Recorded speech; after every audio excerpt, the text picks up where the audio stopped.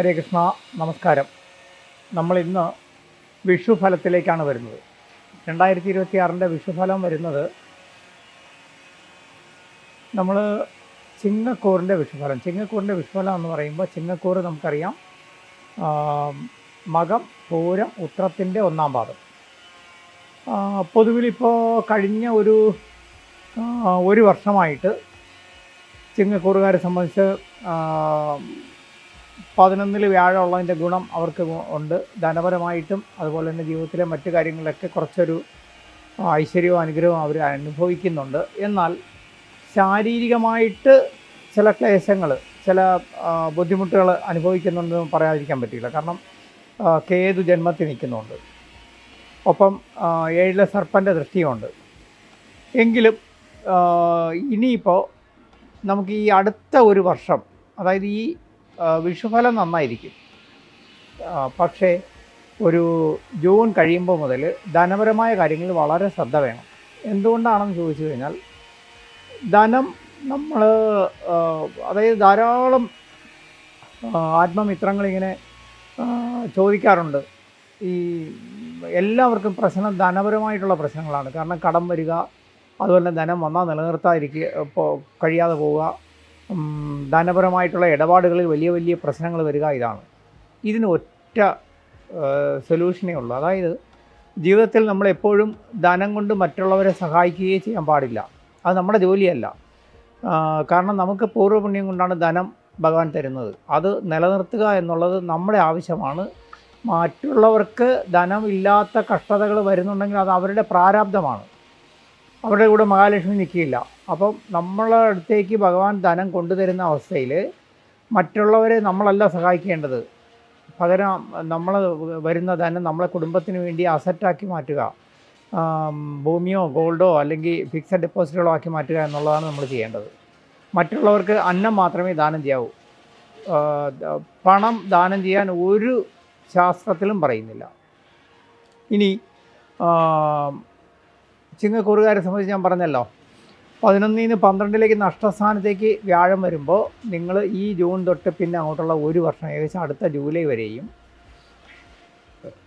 ധനപരമായ ക്രയവിക്രയങ്ങളിലും ധന ഇടപാടുകളിലും വളരെ ശ്രദ്ധിക്കണം. അമിതമായ ചിലവ് വരാതെ സൂക്ഷിക്കുക. ബിസിനസ്സിലോ അതുപോലെ തന്നെ നമ്മൾ പൊതുകാര്യങ്ങളിലൊക്കെ ധനം ഇടപെടുന്നത് വളരെ സൂക്ഷിച്ച് വേണം. അതുപോലെ തന്നെ ബിസിനസ്സുകാർ പുതിയ പദ്ധതികളൊന്നും ജൂണിന് ശേഷം പ്ലാൻ ചെയ്യണമെങ്കിൽ അതിന് മുമ്പേ ആയിരിക്കണം. കാരണം ജൂൺ മുതൽ അങ്ങോട്ട് നമുക്ക് ഒരു മിഡിൽ പാത്തിലേ പോകുള്ളൂ. എന്നാലും വ്യാഴം ഉച്ചനായിട്ടാണ് വരുന്നതെന്നുള്ളതുകൊണ്ട് വ്യാഴം ദോഷം ചെയ്യില്ല, വലിയ ഗുണമോ നേട്ടമോ ഉണ്ടാക്കിയില്ല.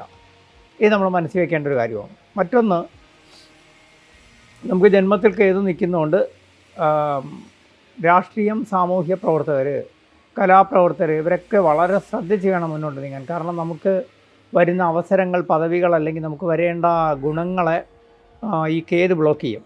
അപ്പോൾ ഗണപതി പ്രീതി വരുത്തി മുന്നോട്ട് പോയാൽ ആ ബ്ലോക്കുകൾ നീങ്ങും.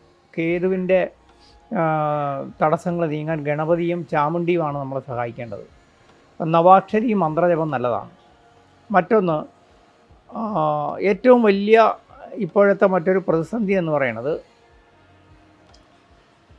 അഷ്ടമശനി നിൽക്കുന്ന സമയമാണ്. അപ്പോൾ അഷ്ടമശനി എന്ന് പറയുമ്പോൾ ഇനിയും അത് മാറാനായിട്ട് ഏകദേശം ഒരു 1.5 വർഷം കൂടി എടുക്കും.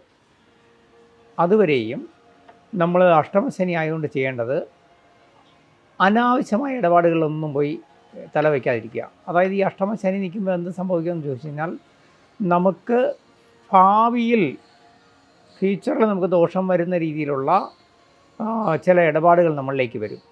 സോഷ്യൽ മീഡിയ അത് വല്ലാതെയൊക്കെ പുതിയ പുതിയ സുഹൃത്ത് ബന്ധങ്ങൾ വരും. അവർ നല്ലോണം വാച്ച് ചെയ്ത് മാത്രമേ നിലനിർത്താവൂ. ആരുമായിട്ടും ഒരു ഇടപാടുകൾ വളരെ പെട്ടെന്ന് ചെയ്യരുത്.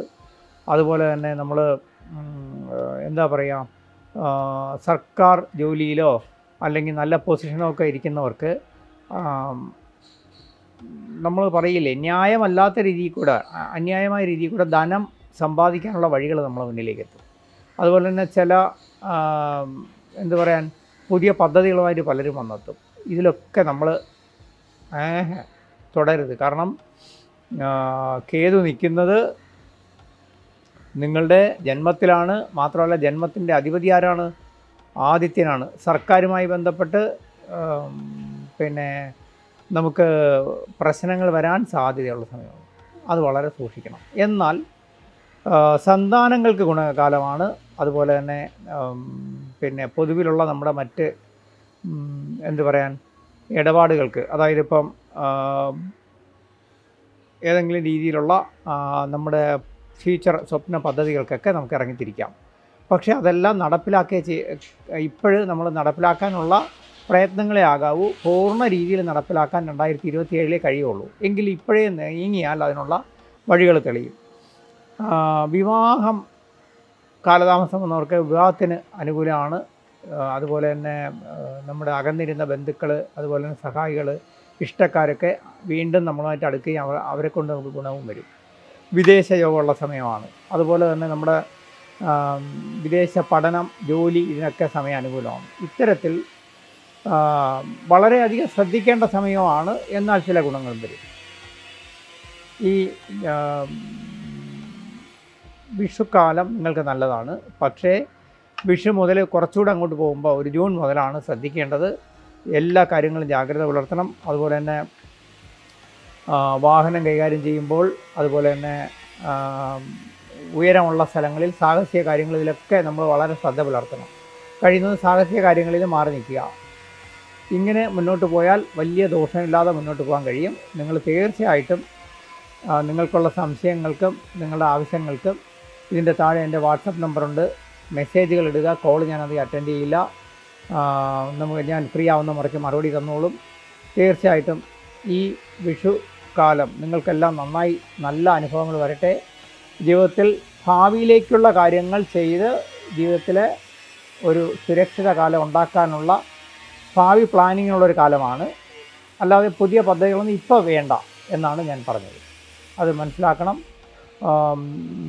സബ്സ്ക്രിപ്ഷനും ലൈക്കും തന്ന എല്ലാവരും നൽകുന്ന സപ്പോർട്ടിന് നന്ദി. തീർച്ചയായിട്ടും എല്ലാവർക്കും നല്ലത് വരട്ടെ. ഹരേ കൃഷ്ണ. നന്നായി വരും.